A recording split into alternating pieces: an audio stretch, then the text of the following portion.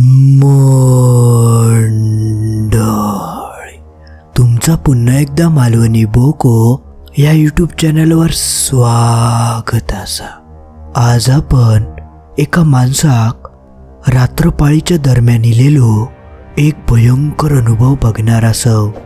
पण त्याआधी जर तुम्ही या यूट्यूब चॅनलवर पहिल्यांदा चिला असाल तर या चॅनल सबस्क्राईब करूक मात्र विसरा नको।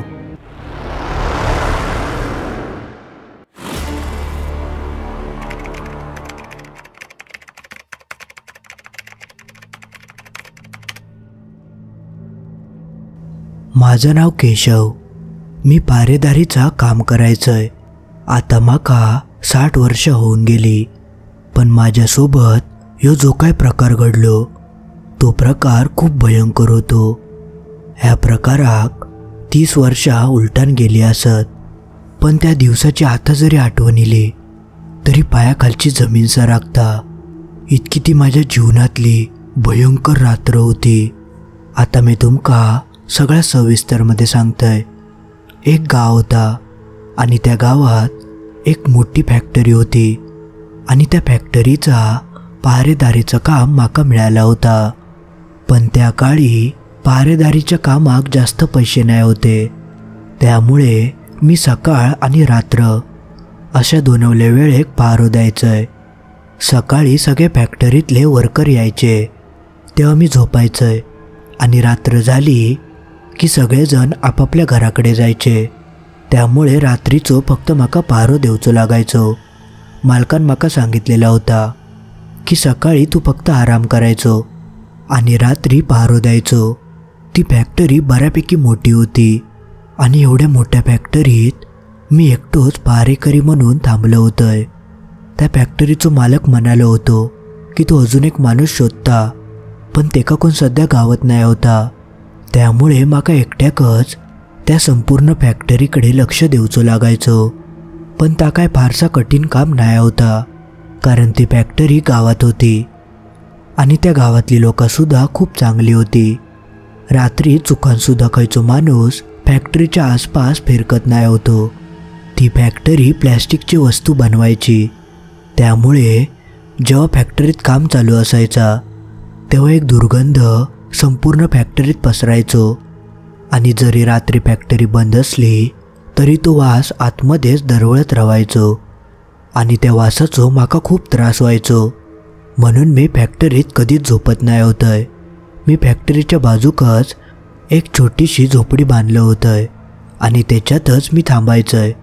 ती जी फॅक्टरी होती ती गावापासून 1-1.5 किलोमीटर लांब होती, त्यामुळे फॅक्टरीच्या आजूबाजू कोणाची घरं नाही होती। जशी रात्र व्हायची तशी स्मशान शांतता संपूर्ण पसरायची। दिवसा मात्र अनेक माणसांची हालचाल असायची, पण जशी रात्र व्हायची तसा त्या संपूर्ण जागेवर फक्त मी एकटोच असायचंय। पण मी लहानपणापासून खूप धीरिष्ट होतोय। ती जी फॅक्टरी होती त्याच्या चारवल्या बाजून भिंती नाही होते, फक्त एक तटबंदी म्हणून मोठमोठे पत्रे उभे केलेले होते, म्हणजे थोडक्यात पत्र्यांचे भिंती होते। आणि जसं वारं सुटायचो तसे ते पत्रे एकमेकांवर आपटून वाजायचे। माका तरी ता काम करून आता 2-3 आठवडे झाले होते, त्यामुळे माका त्या सगळ्या आवाजांची सवय झाली होती। रात्रीच्या वेळी वारं सुटलो की त्या पत्र्यांचा आवाज यायचो। पण एक दिवशी एक विचित्र प्रकार घडलो। रात्रीची वेळ होती, मी नेहमीप्रमाणे त्या फॅक्टरीच्या भोवती एक फेरी मारलंय आणि सगळा काही ठीक याची खात्री करून घेतलंय आणि माझ्या झोपडीत येऊन बसलंय। बसल्या बसल्या माझं डोळं लागलं होतं, तेवढ्यात माझ्या कानावर एक आवाज पडलो। तो आवाज पत्र्याचा होतो। माका माहिती होता की वाऱ्यान पत्र हल्लो की वाजता, त्यामुळे मी काय त्याच्याकडे लक्ष दिलंय नाही। पण बघता बघता तो आवाज वाढतच जाऊक लागलो होतो आणि असं वाटत होता की त्या पत्र्याच्या मागसून कोणतरी जोरजोरात त्या पत्र्यावर काहीतरी ठोकता, कोणतरी पत्र्यावर जोरजोरात हात आपटता, असं काहीसा आवाज येत होतो। माका पहिल्यांदा वाटला की एखादं दारुडो वगैरे मुद्दामून त्या पत्र्यावर हात मारत असत, आणि म्हाका घाबरोक बघत असत. म्हणून मी काय त्याच्याकडे लक्ष दिलंय नाही, कारण त्या पत्र्यावर ना सहजासहजी कोण चढान आतमध्ये येऊ शकत नाही होतो. म्हणून म्हाका वाटला की जो कोण माणूस असत तो थोडा वेळ पत्रो वाजवीत आणि कंटाळान निघान जायत. असं विचार करून मी त्याच्याकडे दुर्लक्ष केलंय. तसं अजून एक आवाज माझ्या कानावर पडलो. असा वाटत होता की खैसून तरी पाणी वाहता. आमच्या त्या फॅक्टरीच्या मागे एक मोठी टाकी होती आणि तो आवाज थैसूनच येत होतो. माका वाटला की पाईप वगैरे फुटलो असत. म्हणून मी पटकन माझ्या टेबलावरसून उठलोय आणि हातात दांडो घेऊन त्या टाकीच्या दिशेने जाऊक लागलोय. पण जसं मी थंय गेलोय तसं तो आवाज अचानक थांबलो.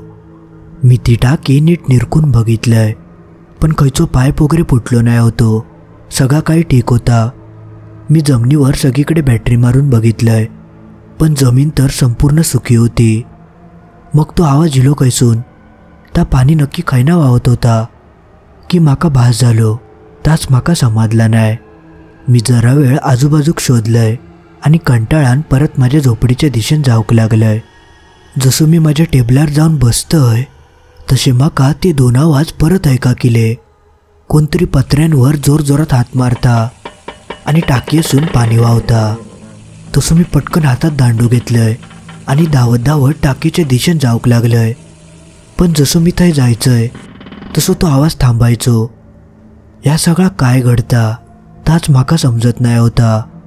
मी फॅक्टरीच्या भोवती पूर्ण फेरीसुद्धा मारून बघितलंय, पण माका थंय खैचोच माणूस दिसलो नाही. मी जसं थंय जायचंय तसं तो आवाज थांबायचो. मग मी परत त्या सगळ्याकडे दुर्लक्ष करून माझ्या झोपडीकडे इलंय. माझ्या झोपडीच्या बाजूकच एक शेकोटी जळत होती. ते थंडीचे दिवस होते, त्यामुळे मी रात्रीच्या वेळी एक शेकोटी पेटवून ठेवायचंय. पण ह्या वेळेत मात्र ते आवाज थांबले होते. 10-20 मिनटं झाली होती. ते आवाज माका काय ऐका गेले नाही होते.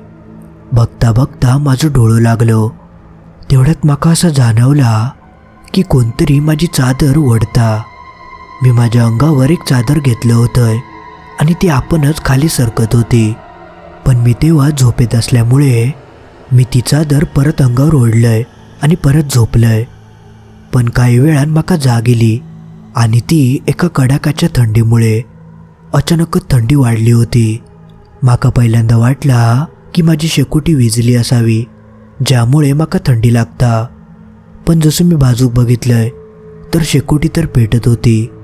मग अचानक थंयचं वातावरण एवढं थंड कसं झाला माका तर काय समजत नाही होता. तेवढ्यात माझं लक्ष माझ्या चादरीकडे गेलो. माझ्या अंगावर तर चादरच नाही होती. तसं मी माझी चादर शोधूक लागलोय. तेवढ्यात माझी नजर समोरच्या झाडावर गेली आणि त्या भयंकर दृश्य बघून माझ्या तर काळजाचे ठोकेच वाढले. माझी चादर त्या झाडावर लटकत होती आणि त्या झाड खूप उंच होता. मग माझी चादर एवढ्यावर गेली कशी? माझ्यासोबत विचित्र गोष्टी घडूक लागले होते. बेफाम वारं सुटलो होतो, पण एवढ्या वाऱ्यात माझी चादर कशी उडान गेली आणि ती पण एवढ्या उंच झाडावर? असं होणं तर शक्यच नाही होता. तसं मी पटकन माझ्या टेबलावरसून उठलोय आणि आपल्या हातात दांडो घेऊन झोपडीसून बाहेर इलंय. तसा माका जाणवला की माझ्या आजूबाजू कोणतरी असा आणि माका एवढा माहिती होता की या जगात चांगली शक्ती असा म्हणजे वाईट शक्तीसुद्धा असा.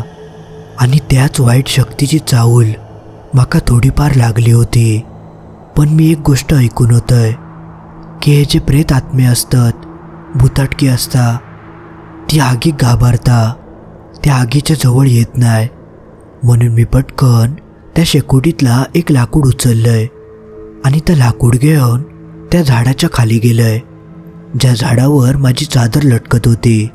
पण ज्या ठिकाणी ती चादर लटकत होती त्या ठिकाण तर उंच होता आणि खालसून ती चादर काढणं तर शक्यच नाही होता. ती चादर काढूसाठी माका वरती चढायचा लागणार होता. आणि तेव्हा माझ्या मनात काहीला काय माहिती मी ती चादर काढूसाठी त्या झाडावर चढाक लागलंय. पण त्यावेळी तर मी कशाक केलंय हे अजूनही माका समजत नाही. पण तेव्हा माझ्या डोक्यात इला की ते थंडीचे दिवस असत आणि चादरीशिवाय झोपायचा कसा. संपूर्ण रात्र कुडकुडत रवा गोया. त्यापेक्षा मी चादर काढतंय असो काहीसो विचार मी त्या रात्री केलं होतंय. पण तो माका पुढे इतको मागात पडात हेची माका तेव्हा अजिबात जाणीव नाही होती. मी आपलं त्या झाडावर चढलंय आणि जसं मी त्या चादरीच्या जवळ जातोय आणि थंय जा काय दृश्य बघतोय, त्या दृश्य बघून माझ्या पायाखालची जमीनच सरकली. त्या चादरीच्या बाजूकच एक काळी आकृती बसली होती. तिचे लाल भडक डोळे माझ्याकडे रागान बघत होते. माका तर काय सहनच झाला नाही. माझे हातपाय थरथर कापाक लागले आणि काही क्षणार्धातच मी त्या झाडाच्या फांदीवरसून सरळ खाली कोसळलोय. त्या झाड खूप उंच होता आणि त्या भयंकर दृश्य बघून मी स्वतःक सावरूच शकले नाही. मी जमिनीवर जोरात आदळलोय. पण ते जा काय होता त्या खूप भयंकर आणि विचित्र होता. त्याच्या अंगासून कसलो तरी धूर येत होतो आणि तो जर एखादो माणूस असात तर तो या जगातलो खूप भयंकर माणूस होतो. मी जसं त्या झाडावरसून खाली पडलोय त्या क्षणी मी गडबडान उठलोय आणि जीव घेऊन त्यानं पळाक लागलोय आणि कसो बसो धावत धावत माझ्या झोपडीपर्यंत येऊन पोचलोय. पण जसं मी माझ्या झोपडीत येतोय आणि समोरचं दृश्य बघतोय, त्या दृश्य बघून माझे हातपाय थंडच पडले. कारण माझी चादर तर त्या टेबलावरच पडली होती. मग मगाशी माका त्या झाडावर काय दिसला, म्हणजे तो जो कोण होतो तो माका आपल्या दिशेने बोलवत होतो आणि त्याच्या मागे त्याचं काय कारण होता या माका नाही माहिती. पण मी तेव्हा थोडक्यात वाचलं होतंय. पण त्याचा त्या रूप बघून, त्याच्या डोळ्यातली आग बघून माका स्पष्ट कळला होता की तो माका मारत होतो, तेका माका मारूचा होता. तो विचार करूनच माझे हृदयाचे ठोके वाढाक लागले. माका आता कळत नाही होता की मी थंय थांबा की थैसून पळान जाव. पण मी जर थैसून गेलंय तर फॅक्टरीकडे कोण लक्ष देतला आणि माझ्या व्यतिरिक्त थंय अजून कोण नाही होता आणि कोणाची मदत घेऊची तर आजूबाजूक सुद्धा कोण नाही होता. पण त्या दिवशी मी एक निर्णय घेतलाय आणि त्या एका निर्णयामुळे आज मी जिवंत असय. होय, नाहीतर ही गोष्ट सांगूक मी जिवंत रवले नसतंय. मी ती संपूर्ण रात्र त्या आगीच्या शेकोटीच्या बाजूक मी बसान होतंय आणि तुमका खोटा वाटात ती संपूर्ण रात्र मी कशी घालवलंय ता फक्त माझा माका माहिती. त्या रात्री माका जे काय थंय अनुभविले ते मी तुमका शब्दात सांगू शकत नाही. थंयचे ते चित्र विचित्र आवाज, ते भयानक किंचाळे, कोणतरी आजूबाजूक धावता, कोणतरी बोलवता, असा बराच काय काय थंय घडत होता. पण मी एक गोष्ट मात्र ठरवलं होतं की कायव घडला तरी शेकोटी सोडून जायचा नाही. जोपर्यंत आग पेटता तोपर्यंत यो आत्मा माझ्या जवळ येऊ शकत नाही. आणि त्या दिवशी माझा नशीब एवढा चांगला होता की मी संध्याकाळीत लाकडा गोळा करून ठेवलं होतं. पण म्हणतात ना, वेळ इलो होतो पण काळ नाही, तसा काहीसा घडला होता. मी ह्याआधी एवढी लाकडा कधी गोळा केले नाही होतं कारण माका कधी त्याची गरजच भासली नाही. पण त्या दिवशी संध्याकाळी माझ्या मनात काहीला काय माहिती मी जास्तीची लाकडा गोळा करून ठेवलंय आणि तीच लाकडा माका कामी येली. माझो त्या लाकडाने जीव वाचवल्याने संपूर्ण रात्र ती लाकडा पेटली आणि त्या शेकोटीच्या बाजूक बसान मी ती रात्र कशी बशी काढलंय. आणि जेव्हा सकाळ झाली तसे सगळे कामगार काम करूक त्या फॅक्टरीत इले तेव्हा हे सगळे विषय मी त्यांच्या कानावर घातलंय. माझी सगळी गोष्ट ऐकान ते सुद्धा चांगलेच घाबरून गेले.